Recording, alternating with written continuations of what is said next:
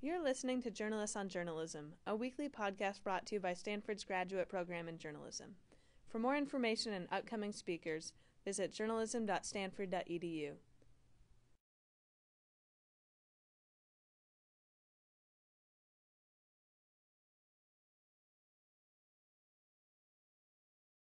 Well, I didn't have a lot of tools of the trade.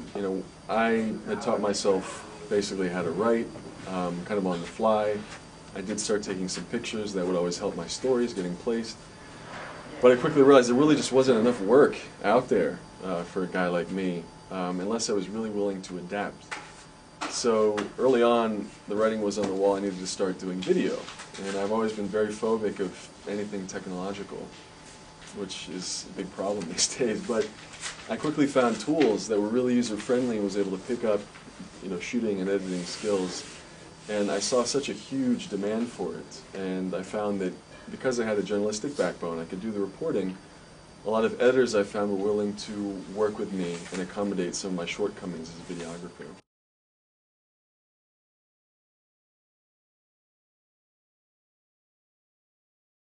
One thing I'll never forget when I started working for Time was the multimedia editor there, Craig Duff.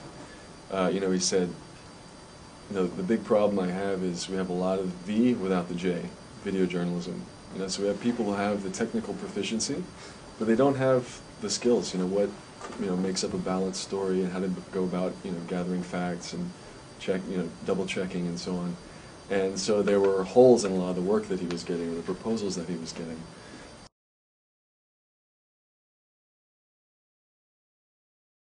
Often I find video is a great tool for zeroing in on a character.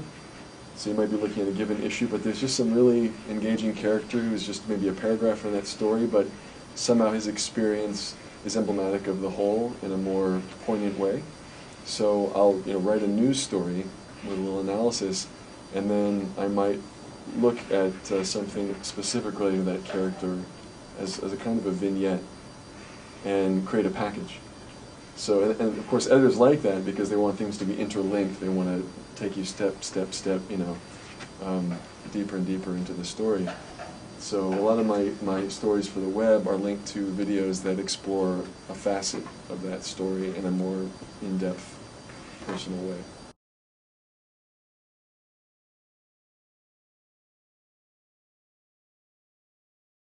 So the next place I found myself was in Mauritania, where I don't think a news story had come out of in perhaps decades. And I get to the border, and the day I'm at the border, there was a coup. The longtime dictator was out of town for a funeral. The military stepped in. It was a bloodless coup, which was good for me, nothing too heavy. But I was the only journalist for hundreds of miles, only Western journalist. So a lot of these organizations that really didn't want to look at me had no choice but to look at me. And that's how I got my foot in the door at a couple of big dailies. And from there, I started to build momentum.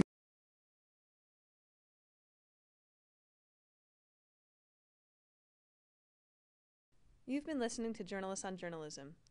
Find more speakers at journalism.stanford.edu.